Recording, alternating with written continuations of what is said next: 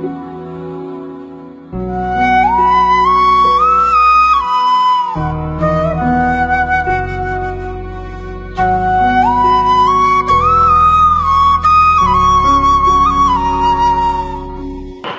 बच्चे सहदेव ने एक भजन बोला, उसके अंतिम पद में गुरुदेव की शरण होने का एक संकेत किया था। मेरे मन के अंदर उसी समय कुछ विचार घूमने लग गए और वो विचार ये थे, हर व्यक्ति सद्गुरु तत्व को नहीं समझ सकता, न वो जानता है। इसलिए कई एक व्यक्ति तो अपने मन के अंदर ये समझेंगे कि ये अपने गुरुदेव की बड़ाई के लिए ये सब कुछ बातें कह रहे हैं। थोड़ी सी बातें मैं इस विषय में कर लेना चाहता हूं ताकि तुम सबको इस बात का ज्ञान हो जाए कि वस्तुतः सद्गुरु तत्व होता क्या है। पुराणों के अंदर बड़ी बड़ी कथाएं मिलती हैं, बड़े बड़े ऊंचे चरित्र मिलते हैं और वो चरित्र एक दूसरे की विपरीत दिखलाई देते हैं।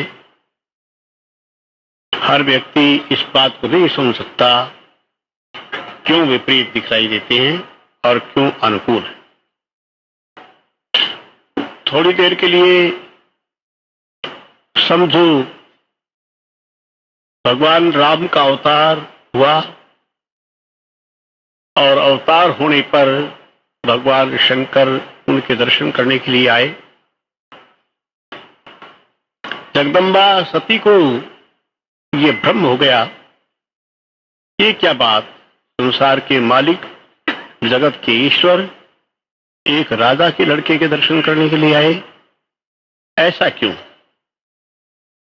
भगवान शंकर ने उनको समझा दिया कि नहीं, वो मेरे इष्ट देव हैं, परात्पर हैं, मैं उनकी आराधना करता हूं, इसलिए मैं उनके दर्शन करने के लिए गया। फिर भी सती के मन का भ्रम दूर नहीं हुआ। भगवान शंकर ने कहा, यदि तुम्हारा मन का भ्रम दूर नहीं होता है तो तुम उनकी परीक्षा लो जाकर। सती ने परीक्षा लेने का उपाय केवल मात्र एक समझा, वो ये कि वो सीता का रूप धारण करके रास्ते में बैठ गई ताकि इस बात का ज्ञान हो जाए कि राम असलियत को, ठीक तत्व को पहचानेंगे या नहीं पहचानेंगे। सती जब सीता का रूप धारण कर बैठी थी, भगवान राम ने आकर कहा, माता तुम यहां अकेली कैसी बैठी हो, भगवान शंकर को क्यों छोड़ाई। सती बड़ी शर्मिंदा सी हो गई, कैलाश पर्वत पर गई। भगवान शंकर ने इनको अपने बाबांग नहीं बिठाया, सामने आसन दे दिया। उसी दुख के अंदर सती ने अपना शरीर अपने पिता के यज्ञ में छोड़ दिया, पार्वती का स्वरूप धारण किया। तब भगवान शंकर ने उनको अर्धांगिनी ने स्वीकार किया, उससे पहले नहीं स्वीकार किया।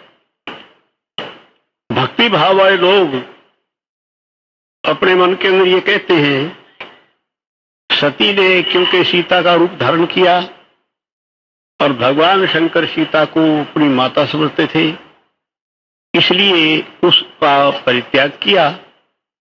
दूसरी बात यह है कि उसने परिस्त्री का रूप धारण किया, इसलिए भगवान शंकर ने सती का परित्याग कर दिया और त्याग करने पर वो अपने पिता दक्ष के यज्ञ में जाकर के अपने शरीर को उसने जला दिया, इसी दुख में जलाया। और उसके बाद भगवान हिमालय के यहाँ जन्म लेकर के पार्वती रूप धारण किया। तब दोबारा भगवान शंकर ने पाणी ग्रहण किया और वो उनकी अर्धांगिनी अभी उसी प्रकार से गिरिजा के रूप में, पार्वती के रूप में है ही। एक तो कथा ये, और दूसरी कथा वो है जिस समय जंगल में भगवान राम विचर रहे थे और सीता का अपहरण हो गया था। बड़े दुखी थे, क्लेश में घूम रहे थे। अगस्त मुनि से जाकर के प्रश्न किया, मेरी आपत्ति दूर कैसे हो, किस प्रकार से मुझे सीता मिलेगी। तो अगस्त मुनि ने उनको उपदेश दिया और उपदेश देकर ये कहा, तुम भगवान शंकर की आराधना करो और यहां बैठ करके उनकी आराधना करो, शिव स्तोत्र का पाठ करो, भगवान शंकर प्रसन्न हो जाएंगे तो तुम्हारी आपत्ति हल हो जाएगी।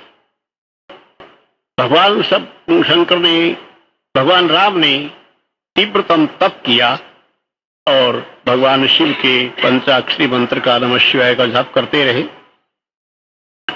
6 महीने तक घोर तप करने के बाद भगवान शंकर वहां प्रकट हुए और प्रकट होकर के उन्होंने कहा, इदम पाशुपतम दिव्यम प्रगृहाण रघुत भवे एतदासाध्य पौलस्त्यम जहिमाशोकमर्षि। ऐ बेटा राम, ये पाशुपत अस्त्र ले ले और इसको लेकर के तुम रावण का विध्वंस करो, तो तुम शोक मत करो, इसके द्वारा तुम रावण को मार दोगे और सीता तुम्हारे पास आ जाएगी। ये इस प्रकार का प्रकरण मिलता है। उधर तो भगवान राम ने के दर्शन करने के लिए गए और सती ने क्योंकि सीता का रूप धारण किया इसलिए उसका परित्याग कर लिया। उधर भगवान शंकर की आराधना करते हैं और आराधना करने के बाद भगवान शंकर प्रकट होते हैं, प्रकट होकर के वरदान देते हैं। वरदान दे कहते हैं, इदम पाशुपतम दिव्यम प्रगृहाण रघुदभव एतदासाध्य पौलस्त्यम जहिमाशोकमर्षि। ऐ राम, ये मेरा पाशुपत अस्त्र तुम ले जाओ, ये दिव्य अस्त्र है, इसके द्वारा तुम रावण का विध्वंस। आजकल भी समुद्र के किनारे पर भगवान राम का स्थापित शिव मंदिर है, जहां पर शंकर की आराधना करके और वरदान पा करके भगवान राम ने लंका पर चढ़ाई की और शंकर के वरदान स्वरूप वो रावण को मार करके जीत करके आए। सब इस बात को जानते। दोनों प्रकरण विपरीत। उधर तो राम भगवान शंकर के इष्ट, उधर शंकर भगवान राम के इष्ट। क्या बात हुई, इसमें तथ्य क्या निकला? इसी प्रकार से भगवान कृष्ण के बारे में भी ऐसा ही प्रकरण मिलता है, जिसमें श्री वृंदावन के अंदर भगवान कृष्ण थे, ब्रज में अवतार लिया, गोकुल में आए। उस समय भगवान शंकर दर्शन करने के लिए आते हैं। आज भी वृंदावन के अंदर गोपेश्वर महादेव का मंदिर बना हुआ है। गोपेश्वर गोपी रूप धारण करके भगवान कृष्ण की रासलीला में भी शामिल होते हैं और बचपन में उनके दर्शन करने के लिए गए, ये सब लोग जानते हैं। उधर तो ये प्रकरण। उधर उसके बाद दूसरा प्रकरण, द्वारकापुरी के अंदर मार्कंडे आदि मुनि गए भगवान कृष्ण के दर्शन करने के लिए। उन्होंने आश्चर्य देखा कि भगवान श्री कृष्ण भगवान शंकर की आराधना कर रहे थे। उपमन्यु ऋषि से दीक्षा लेकर के भगवान शंकर की आराधना कर रहे थे। मार्कंडे आदि मुनि गए और उन्होंने जाकर के भगवान कृष्ण से ये सवाल किया, तम विष्णु कमला कांत परमात्मा जगत गुरु तो पूज्य कथम शंभु रेत सब बदस्वी। मार्कंडेय जी ने पूछा, तुम विष्णु हो, कमला के पति हो, संसार के गुरु हो, तुम्हारे पूज्य शंकर कैसे हैं, ये बतलाओ। उसके बाद उन्होंने आगे वर्णन किया, आगे बतलाया और बताते हुए कहा कि जनयावास धातारम दक्षिणांगात सदाशिव बध्यतु रुद्र विशालम कालात्मा प्रवेश्वर और बाबांगात भगवत्तस्य सोहम विष्णुति स्मृत जनयावास धातारम दक्षिणांगात सदाशिव मध्यतु रुद्र विशालम कालात्मा प्रवेश्वर तपस्तपंदु होत्सा ब्रवीति शिव। मेरे बाएं अंग से मैं पैदा हुआ इसलिए मेरा नाम विष्णु है, बीच से रुद्र भगवान पैदा हुए और दैनी अंग से ब्रह्मा जी पैदा हुए। और हम सबको भगवान शंकर ने कहा कि अच्छा तुम तप करो बेटा, तपस्तमंतु भोवत्सा अब्रवीति तांशवै, हे बेटा तुम तप करो, तप से तुम्हारी सफलता मिलेगी। ये प्रकरण मिलता है। उधर तो भगवान शंकर दर्शन करना है बचपन में, उधर दूसरा प्रकरण ये मिलता है कि उनने आराधना की, भगवान शंकर ने 12 साल तक आराधना की और आराधना करने के बाद प्रद्युम्न के घर में बच्चे का जन्म हुआ, जिसके लिए उन्होंने मनु ऋषि दीक्षा लेकर आराधना की थी। ये दोनों प्रकरण विपरीत है। ये सब क्यों है इस प्रकार का? उधर गो उनके इष्ट देव, उधर गो उनके इष्ट देव, इसमें परस्पर अंतर दिखलाई देता है। अच्छा, अब रही बात ये यथार्थता क्या है। एक बार श्री प्रभु जी ऋषिकेश में विराजमान थे, कई हमारे गुरु भाई ध्यान में बैठे, उन्होंने देखा कि देवी देवता उनकी पूजा कर रहे हैं। ऊपर से फूलों की वर्षा हो रही है, पुष्प वर्षा हो रही है और सभी देवी देवता ब्रह्मा विष्णु शिव आदि उनकी पूजा कर रहे हैं, आरती कर रहे हैं जितने थे। बड़ा आश्चर्य हुआ ये देखकर। लोगों ने कहा, एक वहां पर वैष्णव महात्मा थी, उनने तो कहा कि ये माया है, तरह तरह की बातें करते रहे। अंत में ये सवाल श्री प्रभु जी के सामने आया। मैं वहीं पर था, प्रभु जी कुर्सी पर बैठे हुए थे। हमारे उन अभ्यासी गुरु भाइयों ने या दूसरे जो तर्क वितर्क वाले थे, उनने पूछा कि ये क्या कारण, सभी देवता आपकी पूजा कर रहे थे, इसका क्या कारण? ये शंका अर्जुन को भी हुई थी गीता के अंदर। भगवान ने जिसमें गीता के अंदर ये कहा, इमं विवस्वते योगम प्रोक्तवान अहम अव्ययम व्यवस्वाद मनवे प्राह मनुरीक्षा कवे ब्रवीत एवं परंपरा प्राप्तम इमं राजर्षियो विदु सकाले नेह महता योगो नष्ट परंतप सैवायम मयातिद्य योग प्रोक्त पुरातन भक्तोसी में सखाचेती रहस्यम ये तदुत्तम। अर्जुन, मैंने ये योग पहले विवस्वान को कहा था, विवस्वान ने मनु को कहा, मनु ने इक्षा को कहा। धीरे धीरे इसको राजऋषि लोग जानते रहे, फिर भूल भाल गए, वही योग मैंने तेरे को आज बतलाया। अर्जुन के मन में ये शंका हुई। अर्जुन ने भगवान कृष्ण से वहां प्रश्न किया गीता के अंदर, अपरम भवतो जन्म परम जन्म विवस्वत कथम में तद्विजानीयाम तवादु प्रोक्तवानिति।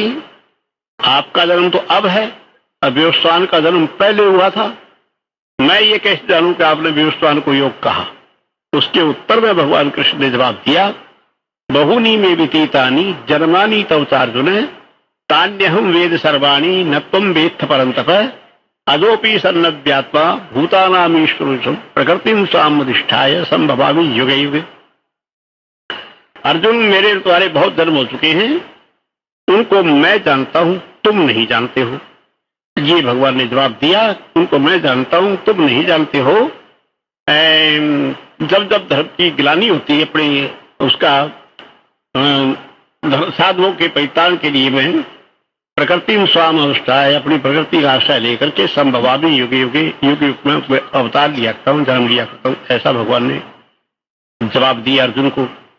अर्जुन के मन में भी ये शंका हुई, जैसे हमारे गुरु भाइयों के मन के अंदर ये शंका हुई, ये क्या बात, आपके पर देवी देवता फूल क्यों बरसाते थे, इतने क्यों पूजा करते थे?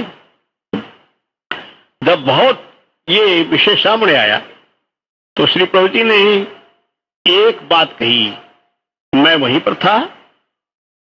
प्रभु जी ने उसका जवाब दिया कि ये इसकी पूजा नहीं कर रहे थे, ये उसकी पूजा कर रहे थे। ये जवाब दिया, इसकी पूजा नहीं कर रहे थे, ये उसकी पूजा कर रहे थे।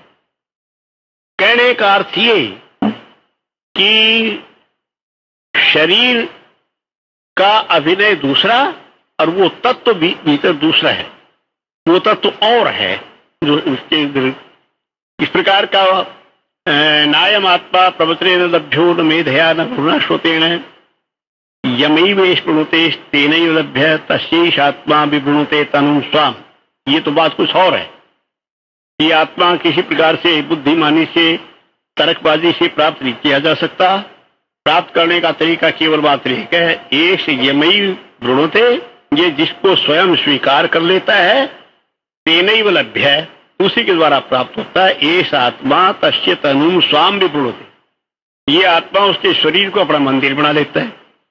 इस रूप से वो दिव्य प्रकाश शरीर के अंदर आ जाना वो और चीज, किंतु इसका अर्थ ये नहीं कि श्री प्रभु जी का दर्जा हम अवतार श्रेणी में ले, उनके अंदर वो दिव्य प्रकाश आया इसलिए उनकी पूजा भी, ये नहीं आया गया कुछ नहीं, वो तत्व तो वो थे ही थे।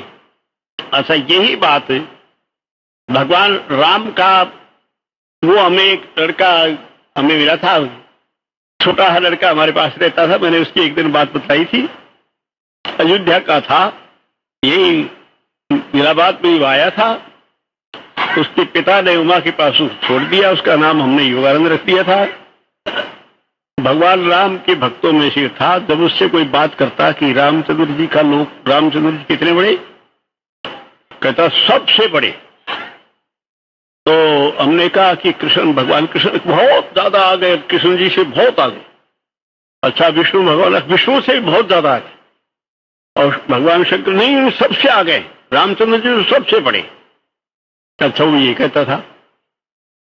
हम गए काठमांडू में, वहां पर कुछ पहाड़ी लोग नाच रहे थे, वो कहते चिंचड़ी चिंचड़ी चिंचड़ी। मैंने उनसे पूछा चिंचड़ी कौन भाई? कहेंगे देवता हमारा। मैंने कहा इसकी क्या शक्ति? बहुत, यही सबसे बड़ा देवता तो यही है। उनसे भी मैंने सवाल किया कि राम से बड़ा? हाँ बहुत बड़ा। कृष्ण जी तो पीछे तो बहुत ही बड़ा है। मैंने कहा विष्णु भगवान शंकर? नहीं नहीं, ये सब तो पीछे है, ये चिंतन हमारे देवता सबसे बड़ा। कहे, मैंने कहा हाँ भाई ठीक, तुम्हारे देवता सबसे बड़ा। एक लड़का, एक बच्चा रहता है वृंदावन में, उसकी हमने एक जगह शादी करा दी है। तो वो ऋषिकेश में शादी होने के बाद आया, हमारे मुख से एक शब्द निकल गया। मैंने कहा एते चांस कला पुंसा कृष्णस्तु भगवान से। ये सब के सब जितने और हुए अवतार, ये तो अंश कराधारी आदमी थे, कृष्ण भगवान थे। तो मुझसे कह गया हाँ गुरु जी, आपने बिल्कुल अच्छी बात की, बिल्कुल पक्की बात है, सही बात यही है, और सब झूठी बात तो सही है। मैंने कहा अच्छा ठीक है भाई। फिर कह लगे गुरु जी थोड़ी सी बात में और मैं भी आपको बता दूं। मैंने कहा भाई तुम्हें बता दे। क्या बताएगा? कि देखो, जो द्वारकापुरी जो लड़ाई वाले कृष्ण थे ना, वो तो द्वारका वाले कृष्ण से छोटे थे, और द्वारका वाले कृष्ण जो थे वो मथुरा वाले कृष्ण से छोटे थे, और मथुरा वाले जो कृष्ण थे वो वृंदावन वाले कृष्ण से छोटे थे। मैंने कहा वृंदावन वाले कृष्ण, कि वृंदावन वाले जो कृष्ण थे वो बिहारी जी से छोटे थे। मैंने कहा बिहारी जी से? फिर बिहारी जी किससे छोटे? नहीं, बिहारी जी किसी से छोटे, बिहारी जी सबसे बड़े। बाकी कृष्ण तो बिहारी जी में से निकल निकल के बनते रहे, बाकी वो सब। ये तो है श्रद्धा की चीज।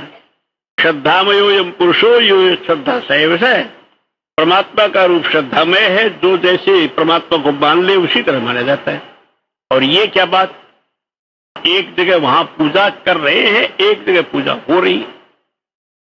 इसके अंदर रहस्य वाली बात केवल मात्र एक है, जहां पर वो तत्व प्रकाशित हो जाता है। देखो, भगवान श्री कृष्ण ने गीता सुनाई अर्जुन को, अर्जुन ने गीता सुन ली, और गीता सुनने के बाद अर्जुन भूल गया। लड़ाई के बाद में उसने कहा कि महाराज मैं वो गीता भूल गया हूं, आप मुझे वो गीता फिर सुना दे दोबारा। तो भगवान कृष्ण ने उसका जवाब दिया, न शक्यस्तरमया भूय तथा भक्तुम विशेषतः परम ही ब्रह्म कहितम योग युक्त तन्मया। अर्जुन, वो गीता तू भूल गया, ये तूने बड़ी गलती की। और उस गीता को मैं भी उस प्रकार नहीं कह सकता हूं, क्योंकि उस वक्त मैंने योग युक्त होकर कही थी, वो परब्रह्म की वाणी थी। न शक्यस्तरमया भूय तथा भक्तुम विशेषतः परम ही ब्रह्म कहितम योग युक्त तन्मया। वो मैंने परब्रह्म की वाणी है गीता, मैंने योग युक्त होकर कही थी। अब देखो, ये महाभारत के अंदर लेख है, इसका मतलब ये है कि योग युक्त उस समय स्वादिष्ट होकर के कही। इसका अर्थ तो ये निकलता, श्लोक का अर्थ तो यही है। खैर, कहने का मेरा अभिप्राय केवल मात्र एक, वो सद्गुरु तत्व कहाँ कब प्रकाशित होता है इसको हर व्यक्ति नहीं जान सकता, हर व्यक्ति पहचान में लिया। देखो, बाल रूप में जिसमें भगवान राम का अवतार हुआ, भगवान कृष्ण का अवतार हुआ, उस तत्व से विभूषित जब तक इंद्रिय धर्म वर्तमान नहीं रहते तब तक उस पर तत्व का दर्शन करने के लिए भगवान शंकर गए, और उसके बाद जब आराधना करने के लिए राम बैठे तब सद्गुरु रूप से भगवान शिव गए। वो परतत्व प्रणव रूप थे भगवान, तभी तो कहा एकदम पाशुपत्यम दिव्यम प्रग्रहान रघुभय एतदा साध्य पौलिष्टम जही नाशक शोकमर रसी। इसी प्रकार से भगवान कृष्ण की बात है, जैसे कि उन्होंने ये गीता का उपदेश किया और बाद में अर्जुन के सवाल करने पर उन्होंने कह दिया, न शक्य स्तरमया भूय तथा वक्तुम यशीहित परम ही ब्रह्म कस्तम योग युक्त तन्मया। मैंने ये पर ब्रह्म की वाणी है गीता, मैंने उसमें योग युक्त होकर समाधिस्थ होकर की बात की थी, तो तारतम्य दिखलाई दिया। इसका मतलब ये है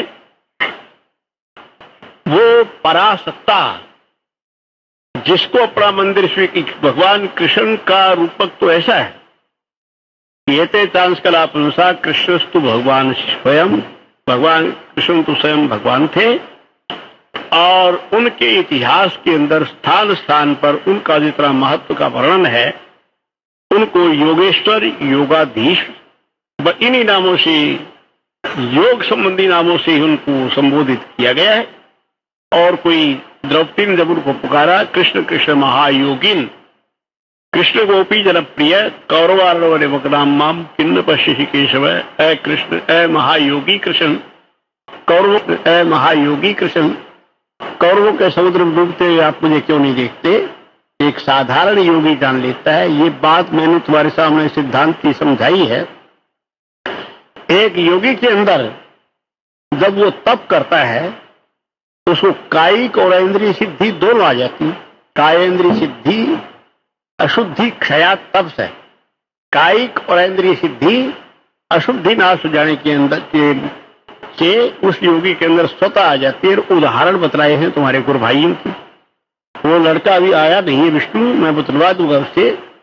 यहाँ बनारस के अंदर हमारा एक साधु रहता था, बचपन में श्री प्रभु जी के चरणारविंद में आया था और प्रभु जी ने उसको नौकर रखा था, बाद में उसको दीक्षा दे दी, फिर थोड़ा संन्यास ले लिया।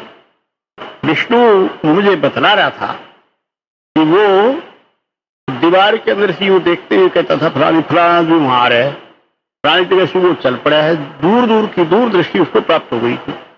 औरों को भी इस प्रकार से मैंने उदाहरण तुम्हें दे देकर बतलाए हुए। तो कहने का मेरा अभिप्राय केवल मात्र एक है, वो ये कि वो परतत्व जहां प्रकाशित होता है, जिस शरीर के अंदर परतत्व, वैसे भगवान कृष्ण के लिए तो वृंदावन के अंदर भी जितनी लीलाएं की उनका सारा योगेश्वरी उनके अंदर झलकता है, और परम योगेश्वर उनका नाम है। अपने आप उन्होंने स्वीकार किया है, द्वाविभव पुरुषौ लोके क्षरस्ताक्षे क्षरैव च क्षरस्तर्वाणि भूतानि कूटस्थो अक्षरुच्यते उत्तम पुरुषस्त्वन्य प्रमात्मेत्युदाहृत यो लोकत्रयमाविश्य बिभर्त्यव्य ईश्वर यस्मात् क्षरमतीतोऽहम् अक्षरादपि चोत्तम अतोऽस्मि लोके वेदे च प्रथित पुरुषोत्तम। संसार में दो पुरुष हैं, एक क्षर और दूसरा अक्षर। क्षर पंच महाभूत, अक्षर जीवात्मा, और उत्तम पुरुषस्तन्य परमात्मेत्युदाहृत है। उत्तम पुरुष इनसे न्यारा है जिसका नाम परमात्मा है। जो लोकत्रयम् आविश्य विभर्त्यव्य ईश्वर है, जो सारे संसार के अंदर व्यापक होकर सारे संसार का पालन करता है। फिर भगवान कृष्ण ने स्वीकार किया स्वयं अपने लिए, यस्मात् क्षरमतीतोऽहम् अक्षरादपि चोत्तम है, इसलिए मैं क्षर और अक्षर दोनों से उत्तम हूं। अतोस्मि लोके वेदे च प्रथित पुरुषोत्तम है, इसलिए लोक और वेद के अंदर मेरा नाम पुरुषोत्तम है। ईश्वर का नाम पुरुष विशेष और परमस्थ सब आत्मा परमात्मा। तो जहां जहां उनके नाम हैं वहां पर योग परक नाम है, योगेश्वरी से परिपूर्ण थे भगवान कृष्ण। मैं तो अपनी जबान से ये शब्द कह भी नहीं सकता कि श्री कृष्ण अवतार थे। अवतार तो अवतार होते हैं, किंतु वो तो पूर्ण योगेश्वरी से विभूतित रहे सारे जीवन के अंदर, उनका विश्व तेज सब दिखता ही रहा।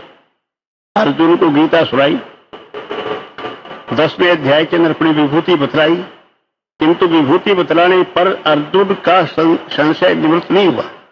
अर्जुन ने कह दिया कि महाराज एवं एतत् यथार्थ तमात्मानं परमेश्वर दृष्टुमिच्छामि ते रूपम ऐश्वरम पुरुषोत्तम मन्यसे तत्सख्यम मया दृष्टि प्रभो योगेश्वर ततो वे त्वं दर्शय आत्मानम् अव्ययम्। महाराज आपने जो कुछ कहा वो ठीक है। एवं एतत् यथार्थ है तवात्मानं परमेश्वर, आपने अपने आप को जैसा कहा है एवं एतत् उसी प्रकार है, इसमें कोई शंका की बात है।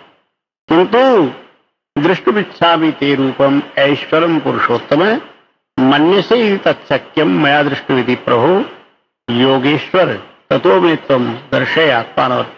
किंतु मैं आपके उस रूप को देखना चाहता हूं। ऐ योगेश्वर, यदि मैं इस लायक हूं तो मुझे अपना रूप दिखा। भगवान श्री कृष्ण ने उसका जवाब दिया, अर्जुन न तो माम शक्यसे द्रष्टुम मनेनैव स्वचक्षुषा दिव्यम ददामि ते चक्षु पश्य मे योगमेश्वरम्। अर्जुन, तुम मुझे इन आंखों से नहीं देख सकता, मैं तुम्हें दिव्य चक्षु देता हूं, तब उन दिव्य चक्षुओं से मेरे रूप को देख। फिर अर्जुन ने वो रूप देखा। जब वो रूप देख लिया तो उसकी होश वास गुम हो गई, साले भड़वे का रिश्ता वो भूल गया, हाथ जोड़ के खड़ा हो गया, गलतियों की माफी मांगी। सखेति मत्वा प्रसभम यदुक्तम, हे कृष्ण हे यादव हे सखेति अजानता महिमानम तवेदम मया प्रवादात प्रणयेन वापि यत्याभासार्थवसत्रकोशी विहार सय्यासन भोजनेषु ततक्षामि। खाने में, पीने में, नहाने में, धोने में जो मजाक मजूक किया हो, मुझे उसकी क्षमा कर दे, आप माफी दे दे। क्यों दे दे माफी? क्या बात हो गई? रिश्तेदारी टूट गई? अर्जुन ने जवाब दिया, पिता सुकस्य चराचरस्य तमस्य पूज्यश्च गुरुर गरीयान न तत्समोस्त्य व्यधिकत कुतोन्यो लोकत्रय प्रप्रतिम प्रभाव है। महाराज, आप तो सारे संसार के पिता हो और गुरुओं के गुरु हो, इसलिए सारे संसार की आपके समान तो क्या हो सकता है कोई? आपसे बढ़ कर तो क्या किसी ने होना है? आपके संसार में कोई नहीं। उधर योग दर्शन कहता है गुरु सदगुरु के लिए, सपूर्वेशामपि गुरु काले नोच्छेदात् स वो परमात्मा पूर्वेशामपि गुरु पूर्वेशाम हिरण्यादिनामपि गुरु ब्रह्मा विष्णु आदियों का भी गुरु है, काले नोच्छेदात् काल की हद से परे होने के कारण। काल की हद कैसे होती है? ये शिवलोक है, ये बैकुंठ है, ये साकेत है, ये ब्रह्मलोक है, दायरा है ना। सपूर्वेशाम गुरु काले नानवच्छेदात, वो परमात्मा पहलों का यत्र अवच्छेदनार्थे न कालो नौपावर्ते सपूर्वेशाम गुरु, वो पहलों का भी गुरु है। पूर्वेशाम केशाम हिरण्य गर्भादि नाम, ब्रह्मा विष्णु शिवादियों का भी गुरु है। कहता हूं ब्रह्मा विष्णु शिव गए, भगवती के लोक में निकल गए और वहां जाकर के भगवती को देख करके तीनों लगे स्तुति करने। जाकर के विष्णु भगवान के ज्ञातम नया खिरविदम त्वयि सन्निविष्टम तत्वस्य मात लयापि मातराज्य मातराज्य ज्ञातम नया खिरविदम त्वयि सन्निविष्टम तत्वस्य संभव लयापि मातराज्य। माँ, तेरे लोक में हम आकर के हमने जान लिया कि ये सारा संसार तुमसे पैदा होता, तुम में लय होते। अस्माभिरत्र भुवने शिव अन्येव दृष्ट, अस्माभिरत्र भुवने हरिरन्येव दृष्ट शिव कमलज प्रथित प्रभाव अन्येषु भुवनेषु किं न सन्ति किंते न विद्व देवी तव सुप्रभाव। है मां, तेरे लोक में आकर के हमने ब्रह्मा और देखा, विष्णु और देखा, और भी भुवनों के अंदर इसी प्रकार की हुई माता, तेरे प्रभाव को हम नहीं जानते। उधर भगवान कृष्ण के चरित्र मिलती है। ब्रह्मा जी आए द्वारकापुरी में दर्शन करने के लिए, तो संदेश दिया गया, ब्रह्मा जी आए गए। भगवान कृष्ण ने पूछा किस लोक के ब्रह्मा आए? बड़ा आश्चर्य अवलोकन कि महाराज बहुत लोगों में ब्रह्मा बहुत लोगों। तो कहने का अभिप्राय ये लोग लोकाधिपति हैं, महायोगी हैं। ब्रह्म रूपेण महायोगी रचयेत् अखिलं जगत, विष्णु रूपेण महायोगी पालयेत् अखिलं जगत, शिव रूपेण महायोगी संग्रहेत् अखिलं जगत। ये सब बातें उपनिषदों के इस प्रकार के लेख मिलते हैं। मैं जिस बात को कहने लगा था वो तात्व की बात केवल मात्र एक है कि ये क्या एक दूसरे के पूज्य क्यों हैं। विचार करने पर, समझने पर तय में बात एक निकलती है, जहां पर वो परतत्व प्रकाशित हो जाए, जिसके लिए भगवान कृष्ण ने अपने मुख से कह दिया न शक्य तन्मया भूय तथा वक्तुम यशेषतः परम ही ब्रह्म कहतम योग युक्तेन तन्मया। है अर्जुन, वो गीता अनुगीता के प्रकरण में है, ये महाभारत में वो गीता मैं उस प्रकार से मैं स्वयं भी अब नहीं कह सकता, क्योंकि मैंने उस समय योग युक्त होकर के परब्रह्म में युक्त होकर के वो वाणी कही थी। देखो मैं तुम्हें एक बात बतलाता हूं कि आनंद कंद प्रभु जी के चरणों में एक लड़की ने आकर दीक्षा ली। उसने ली, उसके पति ने ली। उसके पति का नाम था देवकी नंदन और उस लड़की का नाम था लाली देवी। कल्याणी उसका नाम है, लाली लाड का नाम था। मेरे सामने दीक्षा ली, ध्यान उसका बहुत ऊंचा चला। श्री प्रभु जी का एक नियम रहता था कि स्थिति ऊंची हो जा बढ़ने पर प्रभु जी एक बात कहा करते थे कि देखो तुम्हारे मन के अंदर अभिमान की मात्रा आए, तुम हमारे पास नहीं आना, न्यारे रहना। लाली ने मेरे सामने दीक्षा ली। यहां लाली आई हुई है, उसका कैंप लगा हुआ है। श्री प्रभु जी ने कहा लाली हम तेरे को जानते हैं, बाद में तेरे अंदर बहुत शक्ति प्रकट होगी, इसी योग ध्यान से बढ़ती चली जाएगी, किंतु कोई बात किसी प्रकार की अभिमान की तुम्हारे मन के अंदर आए या तुम अपना न्यारा सत्संग रहना चाहो तो न्यारा करना हमसे न्यारे। लाली के अंदर वो आवेश वगैरह आने लगे भगवती के, उसका अपना न्यारा प्रचार न्यारा ही करती चली आई। तब से अमृतसर के अंदर एक लड़की शांति देवी हमारे सत्संगी है, उससे मैंने ये कह दिया कि लाली हमारी गुरु बहन है। कहीं नहीं आप ये झूठ बोलते हैं, ऐसा आपको नहीं करना चाहिए। लाली आपकी गुरु बहन कैसे हो सकती है, उसके पास तो हजारों आदमी आते जाते हैं।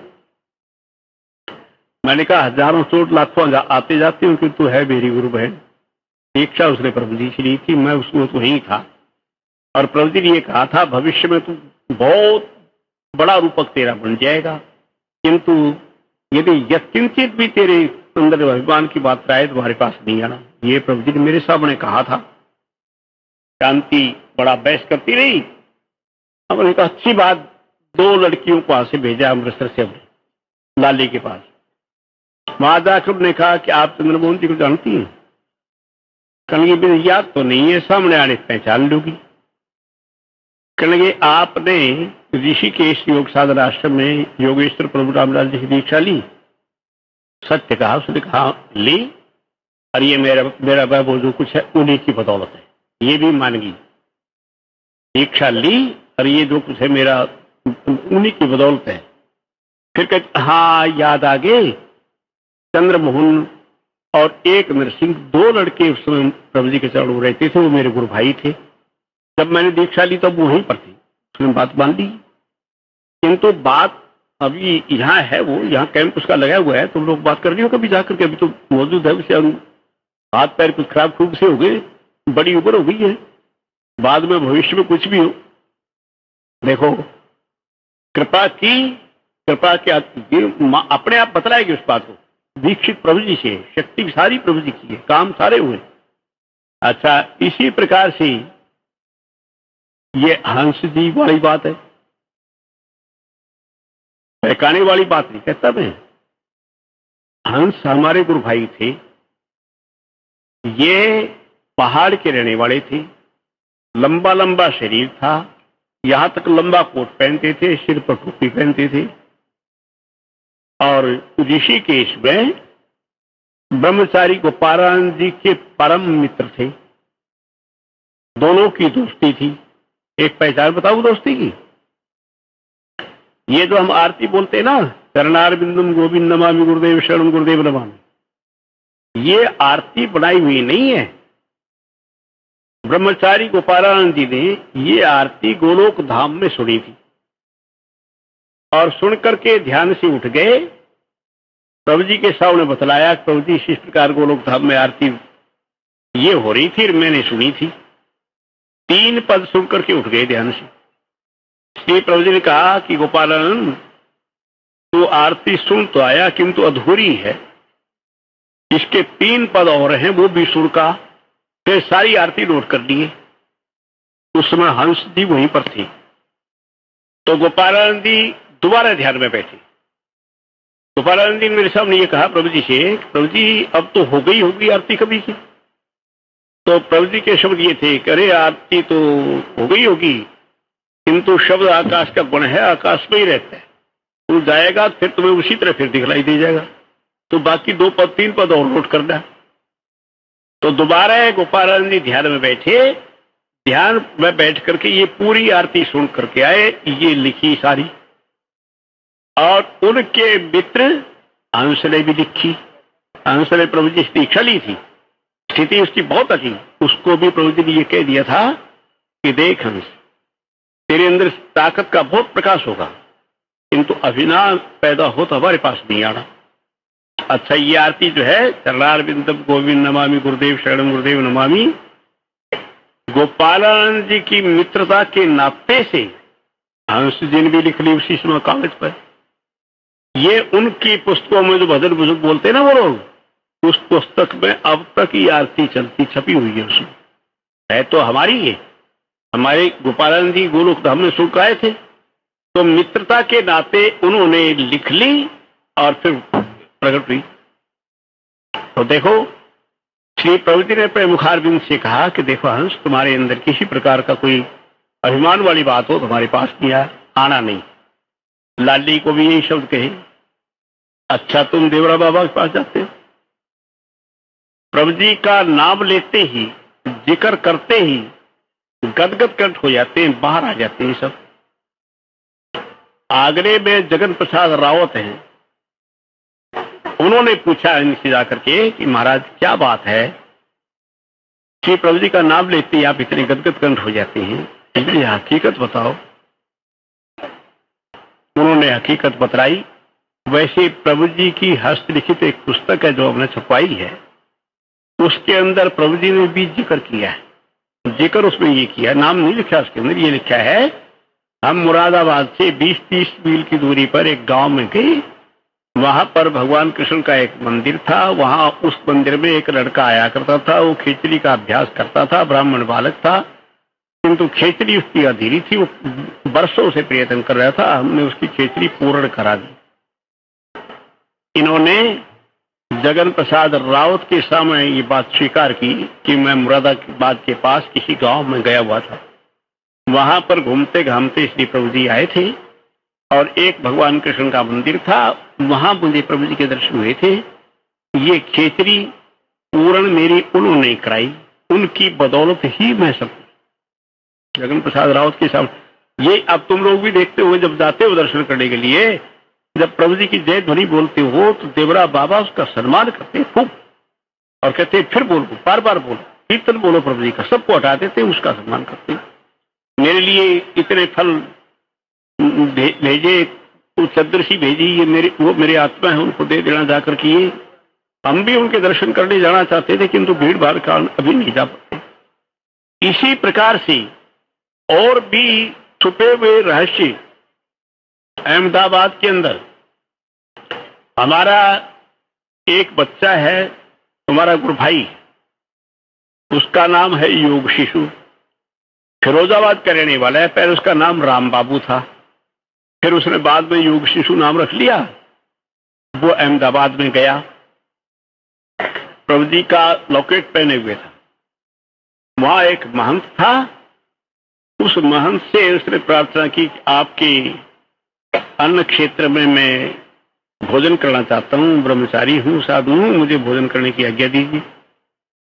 उसने कहा कि अच्छा तुम ये बतलाओ तुम्हारे घर में ये लौकट किसका है? कि ये मेरे दादा गुरु जी हैं।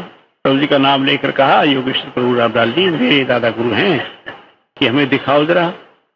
वो लेकर लौकेट यूं हाथ के माथे में बार बार उसने लगाया, तो लौकेट माथे में लगा कर लगे कि भाई देख, ये जितना अन्न क्षेत्र है ये तुम्हारा है, मेरा नहीं।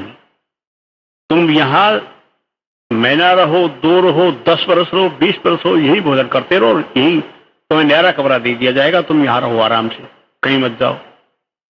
उसने हाथ जोड़ के पूछा, महंत जी ऐसी क्या बात मेरे अंदर है, आप इतने खुश हो गए हैं कि वो हम कल बताएंगे। दूसरे ने कहा बताओ। चलो जंगल में मेरे पास साथ, जंगल में ले गए, एक वृक्ष दिखाया कि ये वृक्ष देख लिया कि देख लिया। यहां पर प्रभु जी ने मेरे सिर पर हाथ रखा था। जिस तरह तुम अब भिक्षा मांग कर खा रहे हो, मैं इसी तरह भिक्षा मांग कर खाता था। प्रभु जी ने मेरे सिर पर हाथ रख कर कहा कि जा, अब तुम इस ध्यान में इसी तरह बैठता रहो, कालांतर आने पर तेरा बड़ा भारी बठाधीश हो जाएगा, तेरी बसें ही चलेंगी तेरे किराए पर और तेरे महल बंगले बन जाएंगे, थोड़े समय के बाद ये हो जाएगा। उसने कहा अब मेरी 80 बसें चलती हैं और ये सारी बिल्डिंग मैंने प्रभु जी के वरदान स्वरूप बनाई है, तो ये तेरे गुरु नहीं, उनकी ही कृपा मेरे ऊपर, उनकी बदौलत ही मैं सब कुछ हो रहा हूं। तो ये वो राम बाबू से पूछ लेना, योग शिशु जब आएगा अपने। अब वो महंत जी तो 2-4 वर्ष वही गुजर गए, अब रहे नहीं, किंतु उससे पहले जब जब राम बाबू वहां जाता रहा, उनके लिए नारा कमरा भी वहीं पर इसी प्रकार से रहता है वो। तो देखो मेरा कहने का अभिप्राय ये, सदगुरु तत्व जो है वो तो निस्त्रैगुण्य चीज है, गुणातीत वस्तु है। जहां तक गुण धर्म वर्तमान रहते हैं, गुण धर्म तक तो जहां पर गुण है, इच्छा द्वेष प्रियता आदि जहां तक बने रहते हैं, वो चीज और है। और सदगुरु तत्व उससे आगे की चीज है, वो वस्तु है यत्रावच्छेदनार्थेन कालो नोपावर्ते, यत्रावच्छेदनार्थेन कालो नोपावर्ते, जिसका अंत करने के लिए काल उपस्थित नहीं होता। उपनिषद कहती है, एक तत्व का वर्णन करती है, भयात दस्य अग्निस्तपति, भयात तपति सूर्य, भयात इंद्रश्च वायुश्च मृत्युर्धावति पंचमे, न तत्र सूर्यो भाति न चंद्र तारकम, नेमा विद्युतो भांति कुतोयम अग्नि, तमेव भांतमनुभाति सर्वम तस्य भाषा सर्वमिदं विभाति। उपनिषदों ने अपने स्पष्ट करके कह दिया, उसके भय से अग्नि तपती है, उसके भय से सूर्य निकलता है, उसके भय से काल दौड़ा दौड़ा फिरता है। भयात दस्य अग्निस्तपति, भयात तपति सूर्य, भयात इंद्रश्च वायुश्च, इंद्र और वायु, मृत्युर्धावति पंच में, काल दौड़ा दौड़ा पड़ता है। कालो करेतामस्मि, भगवान ने कहा गीता के अंदर, न तत्र सूर्यो भाति न चंद्र तारकम, न वहां पर सूर्य चमकता है, न चंद्रमा है, न तारे हैं। तमेव भांतमनुभाति सर्वम तस्य भाषा सर्वमिदं विभाति, उसकी चमक से ये सारा संसार चमक रहा है, वही परात्पर नित्य वस्तु है। इसलिए नास्ति तत्वं गुरु परम, गुरुदेव से बढ़कर आगे कोई और तत्व होता नहीं। गुरुर् ब्रह्मा गुरुर्विष्णु गुरुर्देवो महेश्वर, गुरुरेव पर ब्रह्म है तस्मै श्री गुरुवे नमः। गुरु ही ब्रह्मा है, गुरु ही विष्णु है, वो सदगुरु तत्व परात्पर तत्व है वो उसका। इसलिए ये सारी कथाएं जो मिलती है इस प्रकार की, ये सदगुरु तत्व की महिमा दिखलाती है। जहां पर वो तत्व प्रकाशी हुआ वो सब उसके पूज्य हो गए। फिर दूसरी जगह वो तत्व दिखाई दिया तो वो उसके पूज्य हो गई। गीता भगवान ने सुनाई, उस समय पूर्ण तत्व के अंदर भी योग युक्त तन्मय परम ही ब्रह्म कहते, वो पर ब्रह्म है। सदगुरु सत्ता जो है पर ब्रह्म सत्ता है, जहां जाकर के उससे आगे और कुछ नहीं होता परात्पर, ये वो चीज है। हरिद्वार में एक बार हमारे गुरु भाई श्री गुरु प्रसाद जी महाराज ने श्री प्रभु जी से पूछा कि हम किसी महात्मा को कैसे जाने, कितना कहां तक इसकी पहुंच है। तो श्री प्रभु जी ने उपाय बतलाया कि उसकी ध्यान में बैठ करके उसकी ओरें देखो, ये किरणें कहाँ तक लगी हुई है। जितनी दूर तक जिसकी किरण फैली होगी उतनी पहुंच वाला वो महात्मा है। तो मुलकसाद जी महाराज ने हरिद्वार के कितने ही महात्माओं को देखा, एक ऐसा दिखाई दिया जिसकी किरणें हिंदुस्तान भर में फैली हुई थी, उससे आगे नहीं। फिर प्रभु जी को देखना शुरू किया कि प्रभु जी किरणें कहां तक है, कुछ नहीं पता चला कहां तक है। फिर एक किरण को पकड़ लिया कि इस किरण को देख लूं कहां तक है। उस किरण के सारे श्री मुलकसाद जी महाराज चलते रहे। उस किरण में अनेक लोकांतर आए, किंतु किरण उनसे भी आगे निकल गई।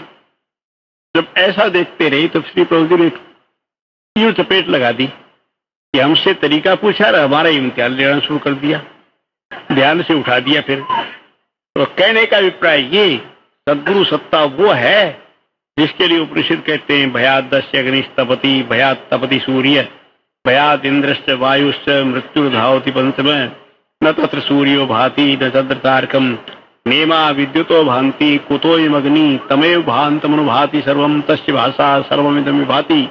उसकी चमक से ये सारा संसार चमकता है। ज्ञानकंद प्रभु जी के स्वरूप को तुम देख रहे हो सामने। आज मैंने ये तो सदगुरु तत्व की बात बतलाई। प्रभु जी क्या है, कैसे नेपाल धाम से आए, क्यों आए, मैं कल के व्याख्यान में तुम्हें समझा दूंगा। बस क्या समझा दूं, एक ही समझाने की बात है, तुम ध्यान में बैठकर प्रभु जी की स्वरूप को देख लिया को अच्छी तरह आंखें भर कर, चाहे तुमने दीक्षा ली है या नहीं ली, प्रभु जी के स्वरूप को आंख भरकर देखकर फिर तुम अपने मंत्र का जाप किया करो, ध्यान में बैठ जा करो, तुम्हें अपने आप ज्ञान हो जाएगा प्रभु जी कौन है। ये मूर्ति है कि इनके अंदर सारी शक्ति है। वो कामकोटि शंकराचार्य ने कहा था कि इस तस्वीर के अंदर हजारों को एक साथ मुक्ति देने की ताकत है, किंतु उसको चाहने वाले का चिंतन करने वाले भी आगे बढ़कर देखें। प्रभु जी परात पर हैं, नित्य तत्व हैं। नेपाल हिमालय से काय निर्वाण से आए, शरीर बनाए बीसियों एक साथ, अब भी नेपाल में है ही हैं। तुम्हें पता है मैं नेपाल गया था काठमांडू 40 वर्ष पहले। हरिद्वारी मतलब वगैरह यहाँ आए हुए, इलाहाबाद उनसे पूछ रहे, साथ में थे मेरे। तो प्रातः काल गौशाला के अंदर एक साधु आया, मुझे प्रसाद दीजिए। मैंने एक डब्बा मिठाई को उसको दे दिया, कह लगे ये नहीं मुझे चाहिए, असली प्रसाद जो आप दिया करती। मैंने कहा अच्छा तो तुम्हें वो प्रसाद मैं क्यों दूं, किसने तुम्हें आज्ञा दी कि जिनकी आप पूजा करते हैं। मैंने कहा मैं किसकी पूजा करता हूं कि आप नहीं जानते। मैंने कहा मैं तो जानता हूं, किंतु मैं दूंगा प्रसाद तुम्हें जब तुम बतला दोगे। कलिया योगेश्वर प्रभु रामलाल की। मैंने कहा तुम्हें कहाँ मिले थे, उसने कहा कल मिले थे योगवणी में, 8 महात्मा और थे उनके साथ।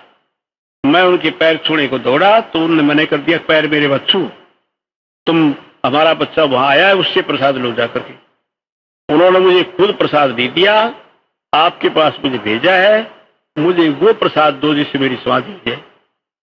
मैंने फूल का प्रसाद उसको दे दिया, वो लेकर खा करके भाग गया, करके हो गया मेरा काम, हो गया मेरा काम, हो गया मेरा काम। मेरे पास प्रभु जी ने क्यों भेज दिया।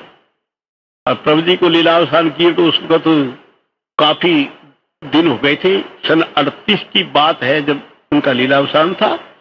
और मैं नेपाल में मेरे ख्याल में शायद 50-55 के करीब, 55-56 के करीब गया था। कलकत्ते के 40 आदमी थे मेरे पास। तो प्रभु जी के लीलावसान को 15-20 वर्ष हो चुके थे। फिर कैसे उसको प्रभु जी मिल गए वो मैं तुम्हें दूसरे व्याख्यान में बताऊंगा। प्रभु जी तो नेपाल धाम में है ही हैं। वो तो काय निर्वाण से आए थे, निर्वाण काय बना करके एक साथ 20 जगह 20 शरीर धारण किए और हमारे देशों को शरण दे करके योग का रास्ता बतला करके और फिर नेपाल धाम को चले गए। मैं कल इन बातों का जिक्र करूंगा। मैं एक बात कहना चाहता हूं, नास्ति रत्न गुरु परम, गुरुदेव से बढ़ करके सद्गुरु तत्व से आगे और कोई चीज नहीं होती। तुम तो प्रभु जी के स्वरूप को देख करके, शक्ल देख लिया करो अच्छी तरह, चाहे किसी ने दीक्षा ले रखी हो चाहे न ले रखी हो, उनके चित्र को देख करके उनके सामने बैठ जाओ करो ध्यान में, मंत्र जाप करते हुए अपने गुरु मंत्र का, जिसने दीक्षा लिए गुरु मंत्र का जाप करो, नहीं लिए तो जो मंत्र जाप करते हो उसी को करो। उनके चरणों में बैठने से वो मंत्र अपने आप मंत्र हो जाएगा, तो अंतर प्रकाश होता चला जाएगा। वो प्रकाश हो जाएगा जिसको पा करके मनुष्य निहाल और कृतार्थ हुआ करता है, सारी शक्तियों को पा जाया करता है, दीनहीनता से बिल्कुल निकल जाया करता है। तो इसलिए ये हमारी योग विद्या है, यस्मिन् ज्ञाते सर्वविदं ज्ञातं भवति, जिसके जान लेने सब कुछ जाना जाता है, वो परा विद्या श्री प्रभु जी ने दी जा करके तुम उसको पा करके अपने आप को निहाल करो, कृतार्थ करो, उस रास्ते पर चलते जाओ।